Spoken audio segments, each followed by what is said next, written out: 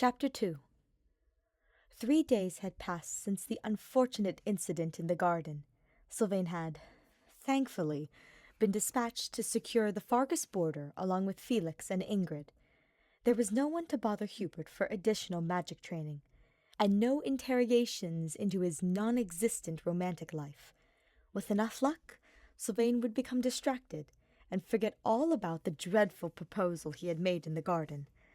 Unfortunately, Ferdinand had also been absent during that time, as he too had been sent to the border to accompany the former Blue Lions. Hubert was no stranger to working independently for long periods of time. However, the other man's absence hung over him like a persistent, overcast sky. His dreams were filled with flashes of Ferdinand's bright smile, his warm laugh, the way the sunlight tangled with his copper hair, the electric touch of his hand on Hubert's arm or shoulder during a moment of camaraderie. Hubert tried to shake the thoughts from his mind. He was being ridiculous. Both of them were generals in Her Majesty's army, and as such, would often be required to attend engagements that brought them to different sides of the continent. Wallowing like a lovesick maiden in a romance pulp was beneath him. Hubert had his own tasks to occupy his time and thoughts. Arundel, or rather, Thallas, wearing the deceased noble's skin like an ill-fitting cloak, had run into a predicament. Several of the fiend's dark mages needed to be rescued from demonic beasts that had broken loose from their control. If it were up to Hubert, he would have left every single one of them to rot, laughing as he watched them be torn limb for limb by the very monsters they created. Unfortunately, they could not afford to fight a war on two fronts, and had to maintain a facade of cooperation with the loathsome maggots. Just being in Thallas's presence made him feel ill. It did not help that the wretch would often deliberately seek Hubert out, as if twisting a knife into the mage, knowing Hubert could do little to reject the fiend's companions, lest he risk putting Lady Edelgard's safety in jeopardy by refusing. Fortunately, with so many Garrigmach alumni unexpectedly joining Her Majesty's cause, and the miraculous return of their professor, they had enough military power to decline much of Thallas's assistance, while maintaining their assault against the church. The mission was little more than another of Thallas's thinly veiled attempts to exert power over the Emperor, an unpleasant reminder of the accord that they had been forced to strike years ago. Hubert made sure to bring the professor, as well as several other trusted generals, knowing their presence would dissuade Thallas requesting more unsavory tasks from Hubert. Once the mission had been completed, and Thallas's slugs rescued, with no lack of mocking commentary directed at them from Hubert, the mage had departed with the arrow of Indra in hand, as payment to himself. It was shortly after dawn, when the professor had called him to the war room. She was poring over a series of maps and reports that lay spread on the table. Her gaze flickered up as she heard Hubert enter the room. She briefed him on the situation. From what Shamir says, it looks like some minor bandit activity near the base of the Ogma Mountains. Nothing too severe at the moment, but we don't want them reaching the nearby villages. Hubert nodded. Any connection with those who slither in the dark? Thallas is becoming more brazen with openly displaying what atrocities he and his ilk have committed. The professor frowned. Not that I'm aware of, though you mentioned it's not unusual for them to hire brigands. Keep your eyes open for anything suspicious. I always do, Hubert smirked. Good. If everything goes as planned, it shouldn't be too difficult for the two of you to handle. The two? Hubert's smirk faltered. Professor, who else? Hubert felt his words die in his throat as Sylvain rounded the corner, in full armor and grinning ear to ear. There's my favorite magical mentor, Adressia's slyest spymaster, and our most talented tactician. Sylvain wrapped a friendly arm around the mage's bony shoulders and drew him into an awkward, sideways hug. Hubert went rigid. His fingers twitched with the urge to burn the knight's arm away with miasma. That's enough, Sylvain, the professor sighed. Sylvain chuckled and removed his arm. He joined the professor at the table, eyes scanning through the reports and maps.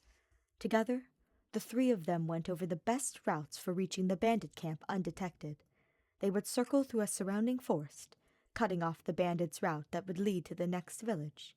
Less than half a dozen bandits had been spotted, though if their numbers turned out to be any larger, Hubert and Sylvain were to retreat to Garrigmach to request reinforcements.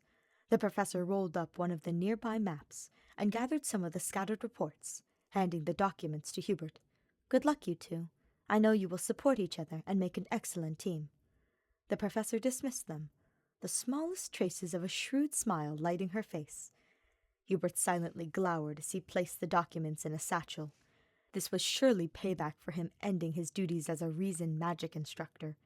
Hubert did not doubt for a moment that she had assigned them together on purpose. Clearly, the professor still expected him to guide Sylvain in some capacity. With their task assigned, Hubert left to collect the supplies they would need while Sylvain readied the horses. Several vulneraries and bundles of bandages were prepared and packed. Hubert made sure he had a suitable tome with him as well. As he was leaving, his eyes fell upon the arrow of Indra, tucked away in the cabinet where he stored his staves, tomes, and other weapons. Hubert picked up the weapon, running his fingers across the surface. Sparks of electricity flickered across the blade. His proficiency with utilizing lances had been improving, thanks to a training regimen he had been completing with Ferdinand's assistance. Furthermore, the weapon had been crafted of arcane crystal, a suitable conductor for channeling magic spells. Hubert wrapped the lance in cloth, not wanting to draw anyone's attention to the rare weapon. Sylvain was already waiting for him at the monastery gates with 2 horses saddled and readied. Aside from his standard equipment, Hubert noticed that Sylvain also had hidden a lance beneath a layer of cloth, likely the Lance of Ruin. If he looked carefully, Hubert could see the relic's bone tendrils twitch beneath the cloth. With their weapons secured and their supplies ready, the two departed. Sylvain led the way through the dirt trails that wound through the forests surrounding the Ogma Mountains. He guided his horse with the ease of one who had likely been riding since they could walk. Hubert, on the other hand, clung to his own horse's reins until his knuckles were cramped and leached of color. Keeping the mare on course was an ongoing battle. He had growled the threat of turning the beast into glue after the mare had tried to wander off the path for the 3rd time. The mare tossed her mane and snorted with defiance every time the mage tugged on her reins and steered her back onto the trail. The 2 men traveled in silence for a time, the clip-clop of their horses' hooves, the light breeze rustling through the dense canopy of the forest's leaves, and the distant chirps of the songbirds were the only noises to be heard. At least, until Sylvain started humming to himself. At first, Hubert ignored the noise. It was not unusual for some people to be unused to working in silence, and required some modicum of noise to stay focused. So as long as Sylvain ceased the racket once they neared the bandit camp, Hubert could tolerate it. Then the humming intensified. Each of the notes was high-pitched and off-key. Sylvain looked over his shoulder and stared directly at Hubert while making a particularly shrill noise, the beginnings of a smirk forming on his face. "If you have something to say, out with it already," Hubert snapped. "What, me?" Sylvain said with feigned ignorance. "Can't a guy just enjoy humming a tune? Of course, I'm sure you'd much prefer to hear singing from a certain holy night." Hubert groaned loudly. Barely an hour working with the knight, and already Gautier was needling him over the same nonsense from days earlier. "At this point, I would much rather hear the wailings of a decrepit banshee than listen to one more note of that ear-splitting screech you refer to as humming." "Okay, ouch. That was uncalled for." The conversation dropped. Hubert basked in the blissful silence. At least until... "So, given any thought to my proposal?" Sylvain asked, quirking an eyebrow. Hubert grit his teeth. Of course, Gautier refused to let go of his ridiculous plan, no matter how much Hubert wished otherwise. That would have been far too simple of a conclusion for one of the bull-headed knights of Fargus. Hubert had encountered hounds that were far less tenacious when tracking a rabbit they had scented. Did I not make myself abundantly clear days ago? My feelings for Ferdinand von Eyre do not extend past mere camaraderie, therefore making the need for courting advice completely unnecessary. I do wish you well in your pursuit of successfully completing the Dark Knight certification exam. However, You will have to find a different tutor to assist you," Hubert stated, his words clipped, firm, and hopefully enough to end this farce. "That's a shame. I guess you don't want to hear about Ferdinand's ideal spot for a tryst." Hubert drew his horse to a sudden halt. The mare whinnied and shook her maned head in annoyance. Hubert turned to the knight, his face scarlet. "I beg your pardon. I believe I misheard you." Hubert had somehow managed to keep his voice from hitching. Sylvain smirked at him with an imp-like grin. "Oh, I think you heard me just fine. Turns out our golden boy isn't as innocent as he lets on. Mind you, he immediately got all flustered. I thought the poor guy was going to burst into flames, he was turning so red." "And tell me, Gautier, why was the subject of Ferdinand's preferred tryst location a topic of conversation?" Hubert's eyes flashed, and his blood inexplicably began to boil. Traces of a miasma spell gathered at his fingertips. "Okay, first of all, I can smell the sulfur circling around you, so drop the miasma smell and calm down. Ferdinand's not my type. Secondly, he was the one who brought it up. I'm not entirely sure why. He just kind of blurted it out. I guess he was trying to make conversation. You know how he is." Hubert sighed, the miasma spell vanishing. Internally, he cringed at his momentary loss of control, but was careful to maintain a neutral outward expression. "Though, I've got to say," Sylvain smirked once more, "that's one hell of a reaction from a guy who— how did you word it again? Oh yeah, whose feelings for Ferdinand van Eyre do not extend past mere camaraderie." Sylvain added a deep rasp to his voice for the last few words. Hubert bristled at the Kaladin's poor imitation of his voice. Once again, Hubert calculated the toll it would take on the army and the future of Adrestia if Sylvain were to mysteriously vanish in the woods that surrounded them. The two went quiet as they approached the fork in the road. They were just outside their target location. The jeers and hollers of the bandits could already be heard from where they stood. With a quiet set of hand gestures, the two men halted their horses to continue on foot. Sylvain slid smoothly from his own saddle, while Hubert dismounted with significantly less grace. The mage's foot had gotten tangled on the stirrups, barely catching himself from falling face first in the mud when he tried to pull it free. He glared murderously at the knight, who dared snickering at his predicament. Once Hubert's feet were mercifully back on the ground, they led the animals to a nearby wooded area. The horses were quickly secured, and the two men grabbed their weapons. Hubert snatched his tome, while Sylvain chose the silver lance that had been secured to the saddle. After a moment of hesitation, Sylvain also grabbed the still-covered Lance of Ruin as well, and strapped it to his back.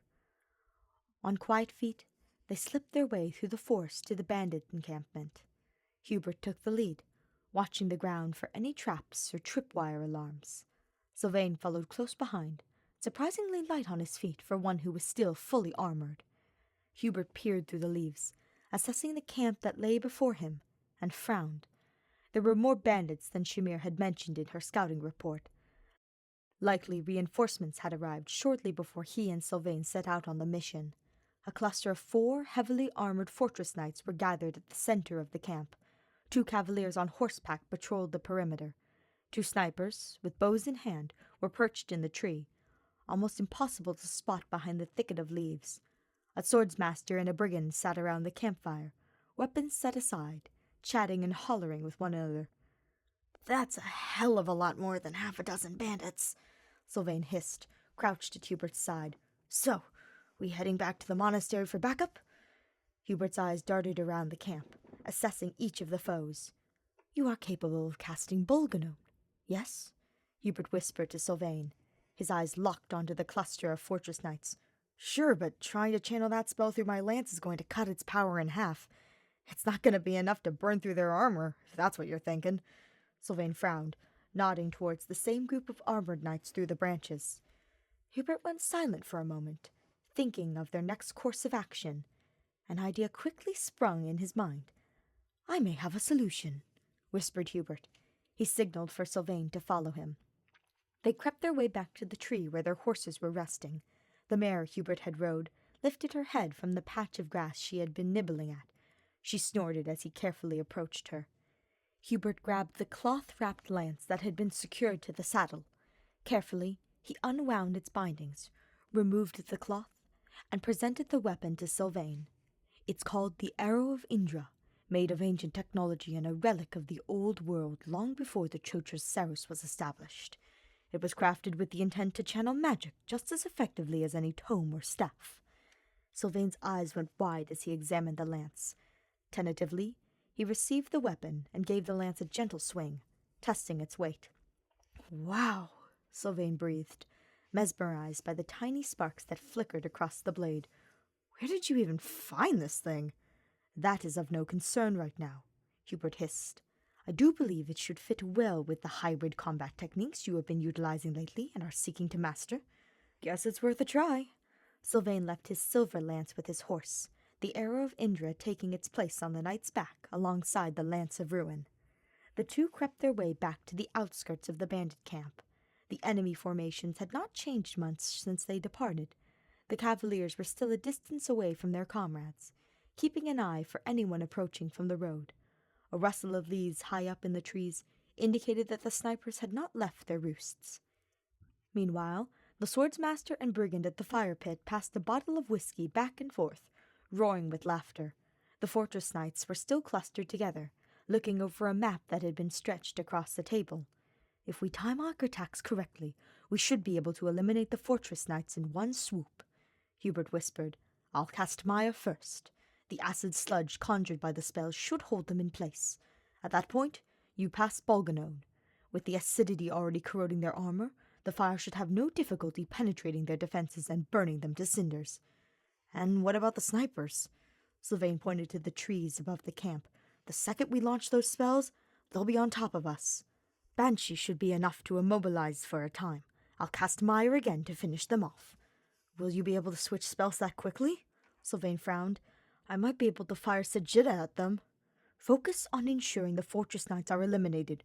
Removing them from the board will greatly bolster our chances of success. The brigand and swordsmaster by the fire pit are of far greater concern to me." Hubert grimaced, staring at the aforementioned soldiers who had currently stumbled to their feet and were taking turns throwing knives, poorly, at a target that had been scrawled on a nearby tree. "We can only hope they are as inebriated as they appear." Sylvain nodded. "I can deal with them if you get rid of the cavaliers once they show up. Got those dark spikes handy?"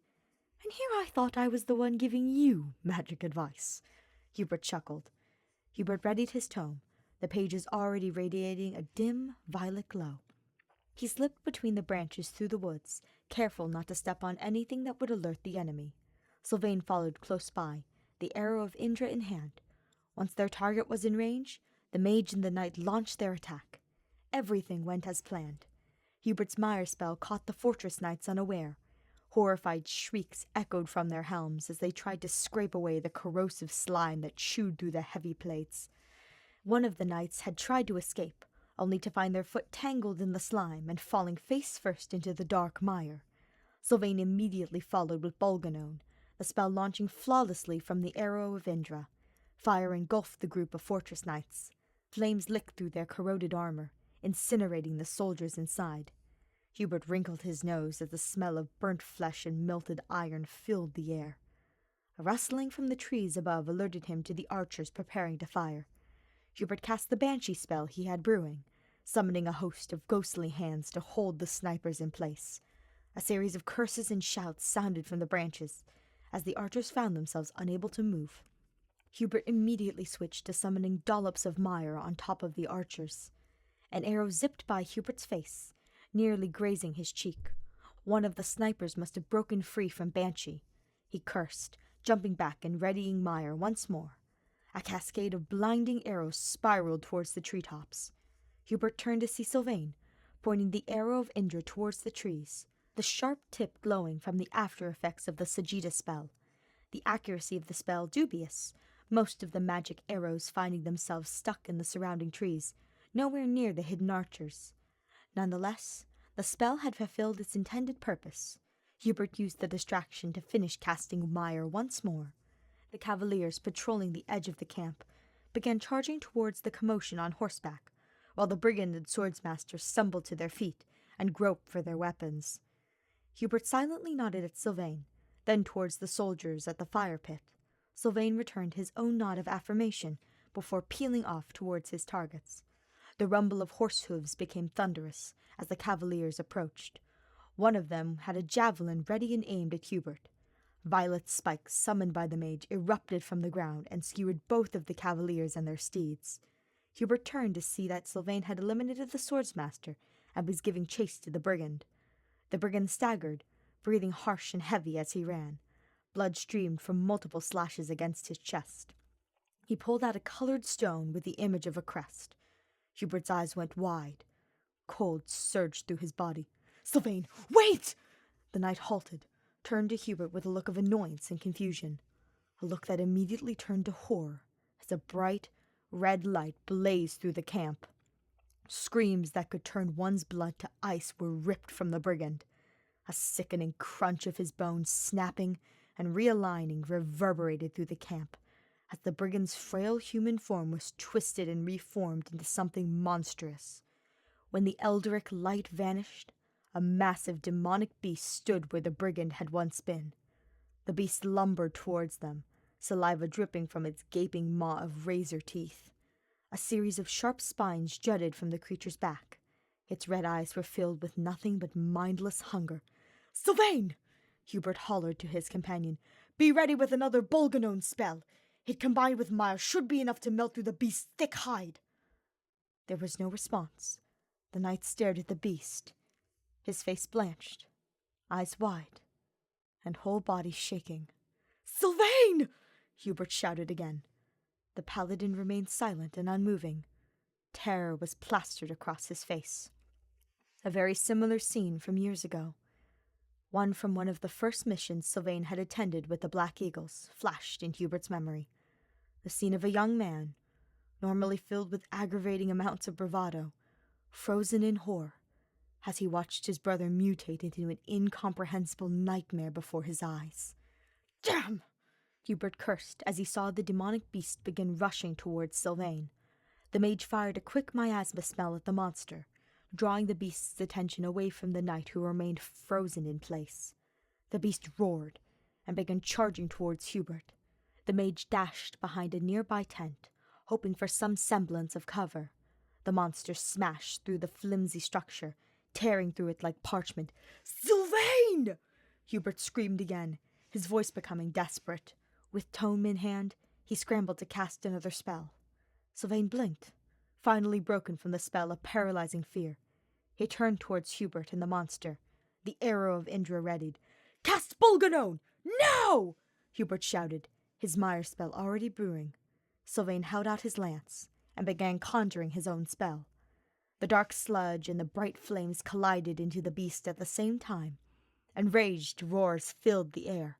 It twitched and squirmed, trying to shake away the burning substance that had coated its scales. Two of its sharp spines melted and snapped off as the boiling mire continued to eat away at it. Fissures of steam lifted from the areas where the sludge was chewing through particularly thick clusters of scales. The stench was unbearable, as if a volcano had erupted under a bog. The beast collapsed, its armored hide stripped away, exposing the scorched, vulnerable flesh beneath. Weakly, the monster wriggled, trying to regain its footing, only to fall back down. Sylvain used the opportunity to sprint ahead and drive the arrow of Indra through the weakened skull of the monster. The monster made one last feeble cry as the blade pierced it, before falling dead. Sylvain tore the bloodied lance away. He stood over the slain beast, breathing heavily, his eyes wide and frenzied. With the last threat eliminated, the two silently searched through the remains of the camp, looking for clues as to what the bandits' plans were. Nothing of interest surfaced. Even the maps the fortress knights had been poring over were nondescript diagrams of the area's terrain and local settlements. An uneasy chill set in Hubert's bones. The presence of a creststone screamed involvement of those who slither in the dark. Unfortunately, the ruined camp offered no clues as to their plans or whereabouts. Hubert cursed under his breath. He would be sure to report the incident to Lady Edelgard and the professor, as well as have his information network search the area for more evidence, but it was doubtful such an investigation would bear any fruit. With their tasks completed, Hubert and Sylvain departed from camp and made their way back to their horses. Hubert glanced over at his companion and frowned. The night was uncharacteristically quiet. His jaw clenched, eyes blazing furiously at the trail before him. "Sylvain, look, just save it!" Sylvain snapped. "I know I screwed up back there. It won't happen again. I was merely going to inquire as to your well-being." "Oh," said Sylvain, his shoulders slumping, as his anger visibly deflated. "I'm all right, I guess." A moment of silence hung between them again, before Hubert spoke once more. "I imagine our encounter caused some unpleasant memories of Miquelon to surface?" Sylvain laughed bitterly. "Is it that obvious?" The knight spat. He sighed heavily before speaking again. "I've fought dozens of these demonic beasts, but this one, seeing that transformation, hearing those screams. Miquelon was always a right bastard, but I can't shake the feeling that if things had been different, then maybe... I know it is not my place to speak of matters concerning your family," Hubert said hesitantly, "but Miquelon's decisions, regarding his banditry, as well as his theft of the Lance of Ruin, are of his own doing. True, the rigid caste system instilled by this continent's overvalue of crests had dealt him an unfavorable hand in life, but what he chose to do with that hand, and the subsequent consequences incurred, are not your burden to bear." "Yeah, I know," Sylvain sighed, his eyes downcast. Several moments of silence passed, before he spoke once more. "What about you? Got any older siblings?" The simple inquiry cut surprisingly deep. Images of his younger brother and sister flashed through his mind. It had been some time since he had last seen Matilda and Theodore. Both of them would be adults by now. Matilda, a young woman in her early 20s, and, based on what their mother had written in her last letter, it sounded as if Theodore was nearly as tall as Hubert in height. With a pang of sadness, Hubert pondered if he would even recognize his younger siblings any more. He knew that they, as well as their mother, were all safely in hiding, but he could not risk visiting them while Thallas watched his every move. "No, I do not," Hubert stated flatly in the end. Sylvain only hummed in response, letting the conversation drop. The two returned to their horses, secured their weapons, and prepared to depart. Hubert had managed to situate himself in the saddle, with no dramatics this time. He was just about to steer the mare towards Garrigmach, when Sylvain turned to him with a grin. "So, how about I tell you about that spot I mentioned earlier?" Hubert groaned, burying his face in one hand while the other still clung to the horse's reins. "Must we continue this farce?" "Hey, I said I would help you find ways to woo Ferdinand if you helped me with my reason magic. Not only did you give me some good pointers back there, but you also let me use that lance of yours. Seriously, that thing is a game changer. You have to tell me where you found it." "I would hardly count loaning you a necessary tool and shouting orders during the heat of battle as any sort of valuable tutelage," Hubert muttered. "Hey, I'm a man of my word. It's the least I can do." Hubert winced, chewing at his bottom lip, and internally pleading for his face to stop mimicking the color of a ripe tomato. "That information is not necessary. Where Ferdinand fantasizes of engaging in amorous activities is his business and his business alone. I do not require intimate details of what Ferdinand would find to be a suitable tryst location." "Tryst location? Who said anything about a tryst location? I'm just suggesting an interesting spot you may enjoy. Somewhere you can relax. And if one day you and Ferdinand both happen to end up in this place I mentioned, well, that's none of my business, is it?" Sylvain said with a wink. "Very well, if you insist," Hubert sighed, in a voice that clearly did not hitch above its normal octave, while his heart absolutely did not flutter in his chest like a bird trying to break out of its cage. "Well then, let's get a move on." Sylvain smirked, guiding his horse down the trail and signaling Hubert to follow him. With a loud groan, Hubert urged the mare forward into a light trot, trailing after the knight. After riding along the trails for about 20 minutes, Sylvain came to a stop. Hubert brought his own horse to a halt as he eyed the surroundings. There was nothing of particular interest in the area. It resembled much of the same forest that he and Sylvain had been tasked to scout. Situated at the base of the mountain range, the forest was little different than any other that could be found within Adrestia. There were no ponds or trickling streams to draw the eye. The place did hold a certain pastoral quaintness to it, with its pine trees and small patches of wild flowers dotting the trail. There's a sense of tranquility that some would find pleasing. Although Hubert could not picture Ferdinand necessarily disliking the spot, the location hardly seemed like the type of area to be of memorable notice to Ferdinand's gregarious attention. "This is the location?" Hubert inquired with a raised eyebrow. "You bet," Sylvain grinned, pointing to a spot up high and above the trees. "Right up there." Hubert's stomach plummeted, and whatever color was left in his pale face was leached away as he looked at the land formation beyond the trees that Sylvain was gesturing towards. "The Ogma Mountains," Hubert stated flatly. He miraculously kept his voice neutral, but just looking at the mountains made him feel lightheaded and dizzy. "You are suggesting we climb the Ogma Mountains?" "It's perfect," Sylvain beamed. "The guy loves heights. You should have seen the way Ferdinand's face lit up every time we were at the top of any sort of valley, cliff, or even large hill. He would spend a solid 10 minutes gushing about how extravagant the view was. I thought Felix was going to pitch him off the last hill." Hubert was only half listening. The mountains loomed before him, a battalion of hostile giants that threatened to crush him. Images flashed through his mind of himself falling from the dizzying height and turned into paste once his body slammed onto the ground far below. Or perhaps he would be impaled by one of the many trees on his way down.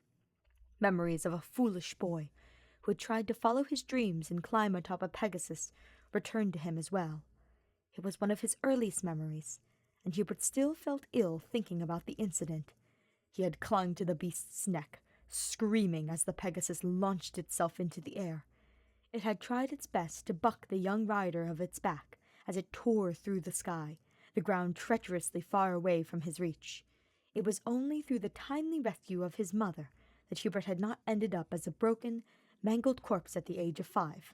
"There's a cliff edge right over there." Sylvain pointed to a ledge that was nauseatingly far from the ground. "Petra and I found the spot a few weeks ago during skywatch duties. The view up there is pretty great, and I don't think many people have found that spot." Stricken, Hubert's eyes darted up and down the cliff. The face of the cliff was a steep drop. There was no gradual incline that could be traversed to access the spot. "And pray tell exactly how am I supposed to reach that location?" Hubert hissed. "Do you expect me to scale the cliff face like some sort of squirrel?" Sylvain raised an eyebrow at the comment and frowned. "Can't you just, warp there?" It was Hubert's turn to quirk an eyebrow and scowl. "I am sure you may have noticed, but faith magic required to cast that spell is not my specialty. At best, I am able to cast a moderately effective healing spell if forced to make use of that particular branch of magic," Hubert said with a grimace, recalling the dreadful faith lessons the professor had pushed him to undergo in order to develop his non-existent healing abilities, an endeavor the professor had thankfully abandoned when Hubert's ill-fated attempt at casting psychic on a frog had resulted in the creature exploding. "Well, I know that," Sylvain snorted, "but what about other warp spells? The ones used by those, creepy mages that pop up from time to time? They didn't use faith magic for those." Hubert's blood went cold. He and Lady Edelgard had done their best to shield the majority of the Imperial army from their unsavory, but unfortunately necessary, dealings with those who slither in the dark. Euritza and the professor were the only ones he knew for sure that were privy to the information. Even so, between Thalus's insistence of appearing uninvited at the monastery and his mages only undergoing the minimal effort to hide their presence, it was not surprising that others within the army were becoming aware of their involvement. Sylvain's annoyingly observant nature was going to continue to be a nuisance. "I do not possess the knowledge for that particular spell," Hubert stated flatly. He suppressed a shiver, thinking about Thalus's offer of dark magic knowledge that went far beyond Hubert's own. It was a poisoned offering, a festering thing of maggots and thorns, one that would have forever condemned him to be of the same malignant ilk as Thalus himself, had he accepted. In another life, had things been only a little different, had the professor and their classmates not rallied to Her Majesty's side in her time of need, Hubert may have accepted the tainted offer. "What made you think I would be capable of such magic, anyway?" Hubert hissed at the knight. "I don't know. It just seemed like something you'd be able to do," Sylvain said with a small shrug. "There's a small pathway just up ahead, and to the left. That should get you up there. It's a bit overgrown, but it's still manageable by foot. You know, I'm sure Petra would lend you her wyvern if you wanted to get up there quickly." Hubert's stomach did a somersault at the suggestion, a tinge of green seeping onto his face. The only thing worse than climbing a tall cliff was the thought of having to ride one of those damnable flying reptiles. "The footpath will do just fine," Hubert said curtly. "Suit yourself," Sylvain shrugged. "Well, do what you want with the information, but I personally think that romantic little vantage point is your ticket to wowing Ferdinand." Hubert continued to stare at the mountain, his brow furrowed enough, likely to leave permanent lines. He knew Sylvain was right, that Ferdinand would be absolutely enamored by the view that the cliff's edge would bring. The mountains were nestled snug at the point where the borders of all three countries converged. The particular vantage point Sylvain mentioned would provide a clear view of Leicester, Adrestia, and the Ermid River that snaked between them. Hubert could already see the way Ferdinand's face would light up, enthralled by the majestic view before him, the way his amber eyes would dance with joy, and his melodic voice would drift through the air as he sang praises about the vast forests and fields stretched out below him. "I will give it some thought." Hubert cast one last grimacing look at the mountain as he and Sylvain departed. As much as Hubert wished to see the radiance of Ferdinand's awestruck smile as he gazed upon the grand horizon presented by the rarely used vantage point, he was absolutely not about to risk traversing a towering death trap in order to do so.